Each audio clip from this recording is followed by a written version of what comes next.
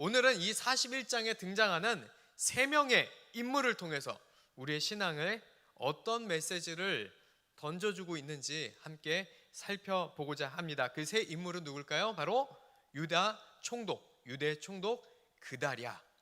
열왕기에는 그달리아라는 이름으로 등장하기도 했었던 그다랴. 두 번째 인물은 바로 또 군지휘관 이스마엘, 그리고 또 한 명은 또 다른 군지휘관인 요하난. 이 3명입니다. 이 3명을 통해 우리 오늘에게 성경이 주고자 하는 메시지, 우리가 생각해 볼 묵상의 것은 무엇이 있는지 같이 나누어 보도록 하겠습니다. 첫 번째는요, 먼저 그다랴가 누구인지부터 한번 살펴보도록 하겠습니다. 40장 5절 말씀, 어저께 거부터 설명을 하고 있는데요, 40장 5절 말씀에 보면 그다랴를 잘 소개하고 있습니다. 충분히 그것으로도 그다랴가 누군지 소개가 될 만한 중요한 얘기가 있어요. 바로 사반의 손자 아이감의 아들이라고 표현을 하고 있습니다. 어저께 말씀드렸죠, 예레미야를 장별로 끊어서 지금 44장까지 보지 못하고 좀 왔다 갔다 해야 될 거라고요. 그러니까 한번 찾아보시면 좋겠습니다. 사반의 손자 아이감의 아들이라는 것으로도 왜 설명이 충분하냐? 아이감이란, 그러니까 자기의 아빠였었던 아이감이란 예레미야 26장에서 등장하는데 예레미야를 도와서 예레미야를 살려준 사람이에요. 예레미야가 정말 어떤 사람인지 잘 알았었던 이 아이감이라는 사람은 예레미야를 살리고자 했었던 바로 그 사람이 이 그다랴의 아빠라는 거예요. 그러면 그의 할아버지에 있었던 사반은 누구이냐?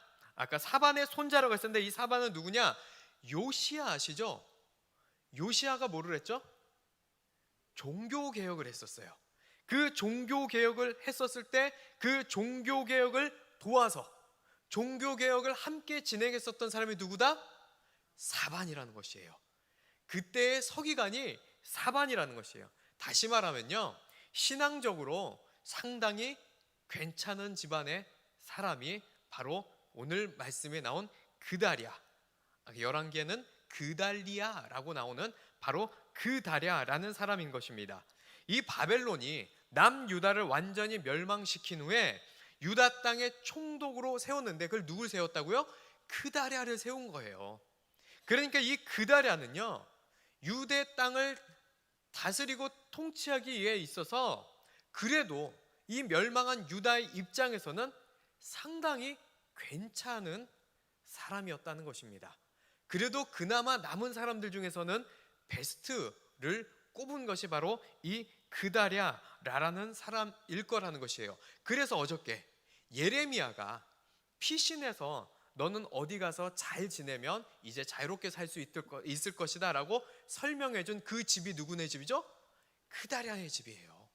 거기 가서 예레미야가 머물면 이제 안전하게 잘 살 수 있으니 너는 그다랴로 가서 자유롭게 살아라라고 바벨론에서 느부갓네살과 느부사라단이 배려해서 보내준 그 집이 바로 그다랴라는 집인 것입니다.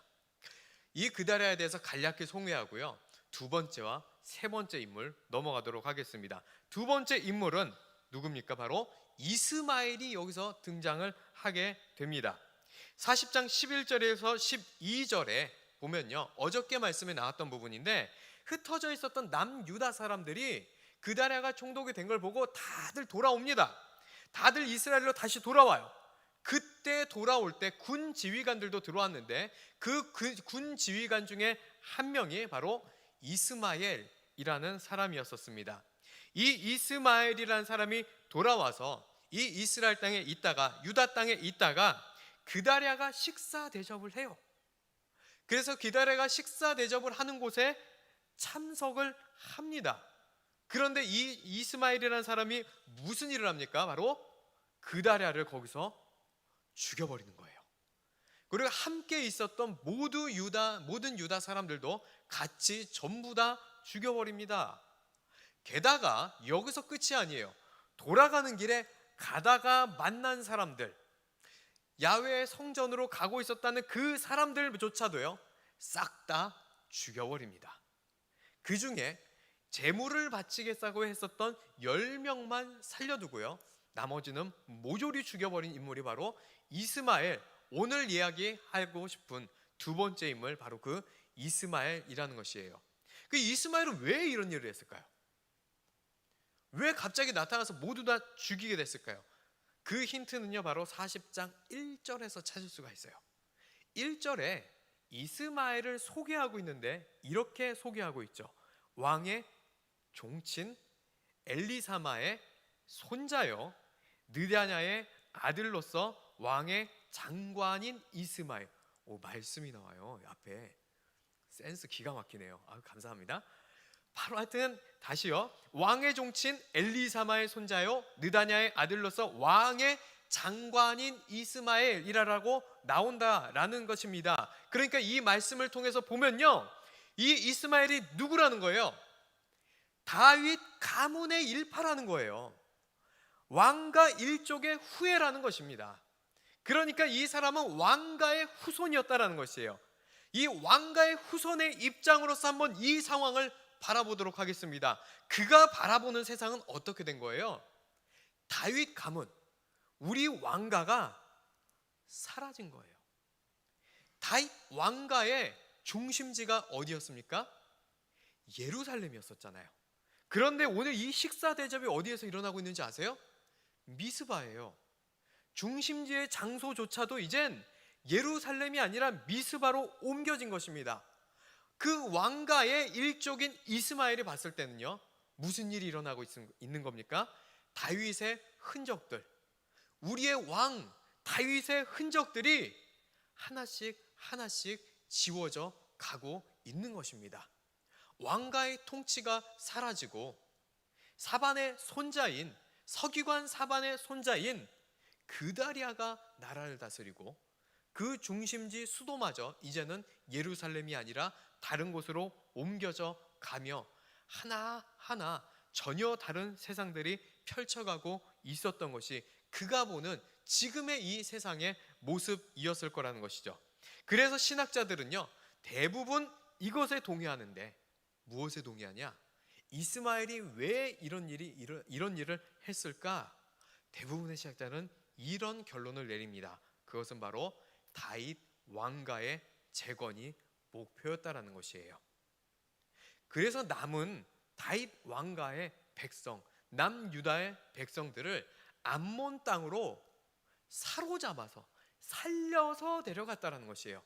모두가 이 암몬, 왜 암몬이냐면요, 이스마엘은 암몬으로부터 후원을 받고 있었기 때문에 그곳에 가서 이 이스라엘 백성들을 안전하게 잘 정착시키고자, 자신들의 왕가의 그룹을 다시 잘 유지하고자 데려가서 함께 백성의 공동체를 이루고자 했었던 것이 바로 이 이스마엘의 행동이었다라는 것입니다. 그러면 뭔가 괜찮은 일을 하고 있는 것일까? 오늘 한번 그것을 생각해 보기를 원합니다. 어쩌면 하나님께서 다윗의 가문을 영원히 세우겠다는 그 언약이 지금 무너졌어요? 안 무너졌어요? 무너진 거예요. 하나님의 일이 끝장난 거예요. 지금은 우리가 다 지나고 나서야 알고 있었겠지만, 그 시대에, 그 시간에 봤었던 시선으로는요, 하나님의 일이 멈춰버리게 된 엄청난 사건이 일어나게 되었다라는 것입니다. 그러니까 이 현실에 이스마엘은 뭘 해야 되는 거예요? 자기라도 나서서 이 다윗 가문에게 내려진 언약을 지켜야 된다, 이런 생각을 충분히 하고도 남을 수 있는 상황이었다라는 것이에요.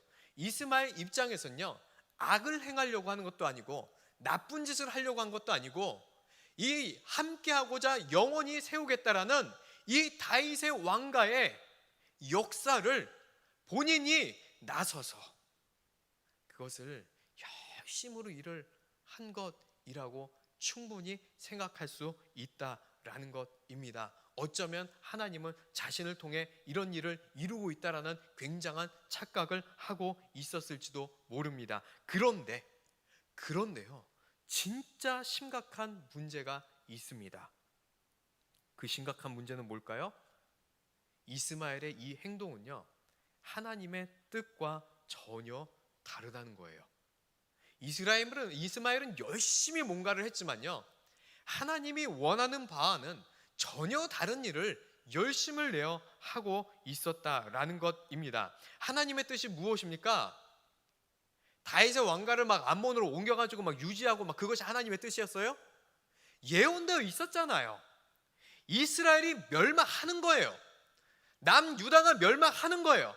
사람의 생각으로는 그것이 아닌 것 같이 보일지라도요, 그것이 하나님의 뜻이었다라는 것입니다. 70년의 바벨론 포로 생활, 그것이 하나님의 계획이고 하나님의 뜻이었다라는 것이에요. 그것을 아니다라고 생각했었던 것은 누굽니까? 사람의 생각이고 이스마엘의 생각이었다라는 것입니다. 그런데 그것을 전혀 이스마엘은 판단하지 못한 채 그저 자신의 생각의 기준으로 열심히 무언가 나라를 살리기 위해 애를 쓰고 있었다라는 것입니다. 하나님은 자신이 언약을 스스로 이끌어가는 분이라고 생각하는 것이 아니었어요. 그래서 자기가 뭔가 여기서 해야 한다라고 생각하고 자신이 무언가 이끌어가야 된다고 생각하며 어쩌면 내가 나서지 않으면 안 되겠구나라고 생각하며 그 시간에 그 가운데서 자신이 가지고 있었던 계획에 최고의 선택을 하며 이끌어가고 있었다는 것입니다. 하지만 여러분 이거 아십니까? 이거 완전히 하나님을 무시하는 생각이에요. 하나님은 나 아니면 뭐 아무것도 안 된다라고 생각하고 있습니까? 지금 그것이 이스마엘의 생각이에요. 교회 안에도 이런 사람들이 너무나도 많이 있습니다. 내 생각대로 해야만 하나님 나라가 바로 세워지는 줄 아는 사람 있어요? 없어요? 있어요. 내 생각대로 가야 교회가 올바로 서요. 내 뜻대로 가야 하나님 나라가 온전히 이루어져요. 나 없으면 교회 큰일 난다고 생각합니다. 그런데 여러분 아세요? 아세요 혹시? 대부분은요, 정말 필요한 사람은요, 그렇게 뭐 좀 세워달라고 도와달라고 해도요, 봉사하고 헌신하자고 해도요, 자기는 아닌 것 같다고 합니다. 이게 교역자에게 아주 그냥 미칠 노릇인 거예요. 진짜 필요한 사람은요, 하자고 하면 자기는 부족해서 안 된다라고 해요. 그런데 누가 나옵니까? 꼭 뭘 하지 말아야 될 사람은요, 나 아니면 교회가 온전히 서지 못한다며 뭔가 자리를 달라고 요구를 합니다. 요구를 맞잖아요. 임원이 교체되는 시기가 때 교역자가 새로 오잖아요. 밥을 먹자고 합니다. 밥을 먹자는 뜻은 여러분 다 아시죠? 누가 세워져야 된다, 혹은 내가 세워져야 된다, 와서 엄청나게 많은 이야기들을 합니다. 교회 안에요, 우리는 이스마엘과 같은 사람들이 있다라는 것이에요. 여러분 이스마엘은요, 자신의 생각에 하나님은 언약을 이끌어갈 능력이 없다고 생각하는 것과 별반 다르지 않은 행동을 한 것입니다. 왜 나라가 이 모양인데 왜 하나님은 아무것도 안 하시지? 왜 하나님은 이렇게 하시지? 도무지 이해가 가지 않는 하나님의 일하심과, 그래서 내 판단이 하나님의 판단보다 더 뛰어나다라고 생각하는 이스마엘, 내가 그래서 뭔가를 해야만 이 언약과 예언이 이루어진다는 생각에 우리 뭐 하고 있는 거예요? 하나님의 뜻이 무엇인지를 찾는 것이 아니라 내가 세운 욕심과 우리가 세운 인간이 세운 목적 달성하기 위해서 무진장 애를 쓰고 있는 거 아닙니까?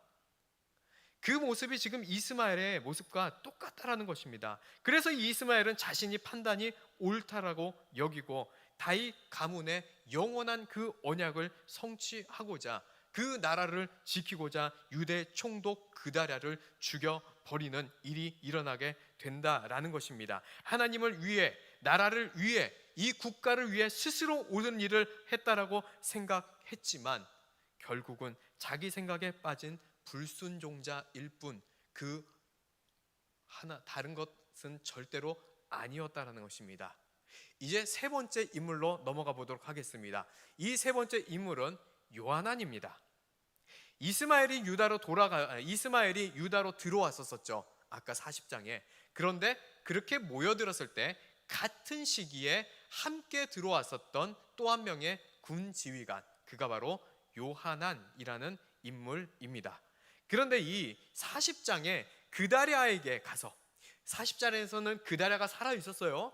그 그다랴에게 가서 이스마엘이 굉장한 위험한 사람이니 이 사람은 제거해야 됩니다 라고 조언했던 사람이 있었는데, 그 사람이 누구였을까? 바로 요하난입니다. 당신을 죽이려고 왔습니다, 이스마엘은. 그러니 이 사람을 제거해야 합니다 라고 뛰어난 식별을 보였었던 사람이 바로 요하난이라는 것이에요. 누군가는 그렇게 얘기합니다. 요하난과 이스마엘이 서로 군 지휘관으로서 한 자리 차지하기 위해서 서로 시기 질투하며 싸웠던 거라 라고 얘기하는 사람도 있다고는 하지만, 대부분은 그것은 신학자들은 억측이고, 실제로 그 이후에 나온 내용들을 봤었을 때 요하난은 실제로 그다랴를 걱정하여 그때 가서 그 음모를 간파하여 제거해야 된다라고 분명하게 얘기한 사람이라고 하고 있다는 것입니다. 그래서 41장 11절 12절 말씀 우리가 지금 한번 읽어보도록 하겠습니다. 요하난에 대해서 나오는데 한번 읽어보도록 하겠습니다. 가레아의 아들 요하난과 그와 함께 있는 모든 군 지휘관이 느다냐의 아들 이스마엘이 행한 모든 악을 듣고 모든 사람을 데리고 느다냐의 아들 이스마엘과 싸우러 가다가 기브온 큰 물가에서 그를 만나매, 이렇게 적혀 있어요. 요하난이 등장하기 시작합니다. 어떻게 등장하는 거예요? 아까 이스마엘이 가서 싹 다 죽였다 그랬잖아요. 다 죽이는 그 악을 듣고 요하난이 드디어 움직이기 시작합니다. 이런 못돼 처먹은 인간이 있나 하면서 자기가 이제 무언가를 해야 되겠다고 나서기 시작합니다. 그러다가 기브온 큰 물가에서 그를 만나게 됩니다. 그래서 이 출정 길에 만나게 된 요하난과 이스마엘, 싸움의 이야기가 기록되지는 않았지만 아마 전투가 있었을 거라고 생각합니다. 왜냐하면 아까 제물을 바쳤었던 10명은 8명으로 변해 있었거든요. 갑자기 2명이 죽었거나 사라진 거예요. 그래서 아마 전투는 있었을 거다라고 생각을 하는 것입니다. 어쨌든가 이 이스마엘은요, 요하난을 만나자 전투를 해서 패배했는지 아니면 무서워서 패배했는지 암몬으로 도망을 가버리고 맙니다. 그리고 이 요하난은 이스마엘에게 잡혀갔었던, 아까 사로잡았었던, 끌고 갔었던 모든 이스라엘 백성들을 다 되찾아 오게 됩니다. 요하난이 대단한 일을 한 거죠, 지금요. 그런데 이 요하난이요,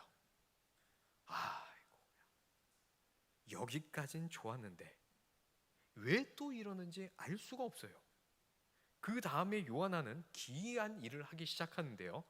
16절부터 18절까지 말씀을 같이 한번 읽어볼까요? 16절부터 18절 말씀이에요. 가레아의 아들 요하난과 그와 함께 있던 모든 군 지휘관이 느다냐의 아들 이스마엘이 아이감의 아들 그다랴를 죽이고 미스바에서 잡아간 모든 남은 백성 곧 군사와 여자와 유아와 내시를 기브온에서 빼앗아 가지고 돌아와서 애굽으로 가려고 떠나 베들레헴 근처에 있는 게롯 김함에 머물렀으니, 이는 느다냐의 아들 이스마엘이 바벨론의 왕이 그의 땅을 위임한 아이감의 아들 그다랴를 죽였으므로 그들이 갈대아 사람을 두려워함이었더라. 잘 싸워놓고 어디로 가려고 한다고요? 애굽으로 간다는 거예요. 암몬으로 가려고 했었던 백성을요, 암몬이 아니라 그냥 이제 애굽으로만 바꾼 거예요. 목적지만 바꿔서 백성들을 데리고 이동하게 시작합니다. 그런데 뭔가 이유는 괜찮아 보여요. 그 이유가 뭘까요? 그다랴를 죽였잖아요, 이스마엘이. 그런데 이스마엘이 이런 독단적인 행동을 했을지 몰라도요, 독단적이죠. 그런데 바벨론 입장에서 보자고요. 독단적이게 뭔 상관이야? 내가 총독 임명했는데 니들이 죽인 거잖아. 이렇게 보이잖아요. 바로 반역인 겁니다. 그러니까 이 바벨론은요, 이 반역 집단들을 정리하기 위해서 바벨론이 쳐들어올 것 같으니까 그것을 걱정했었던 요하난은요, 하나님의 백성이었었던 이 이스라엘 사람들을 데리고요, 살리려고, 이 사람들 살리려고 애굽으로 피신을 시킨 것입니다. 좋아 보이죠? 그런데 문제가 있어요. 이 왜 애굽으로 갔을까요? 이유를 조금만 더 알아볼까요? 가까운 과거에는요, 37장의 시드기야 때, 37장, 예레미야 37장 불과 3장 전이에요. 망하기 직전이에요. 그때 무슨 일이 있었냐? 시드기야 때 바벨론이 쳐들어왔다가 포위를 하는데요, 애굽에서 군대가 출정을 합니다. 이 남유다를 에워싼 바벨론을 치러 오는 거예요. 그 소식을 듣자마자요, 바벨론은요 즉시 퇴각해 버립니다.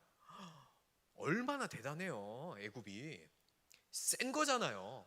출정했다는 소식만 들어도 바벨론이 퇴각을 했잖아요. 그러니까 이 애굽은 강대국이다, 이 안으로만 들어가면 안전하게 피신을 할 수 있다라고 생각을 했던 기억이 있는 거예요.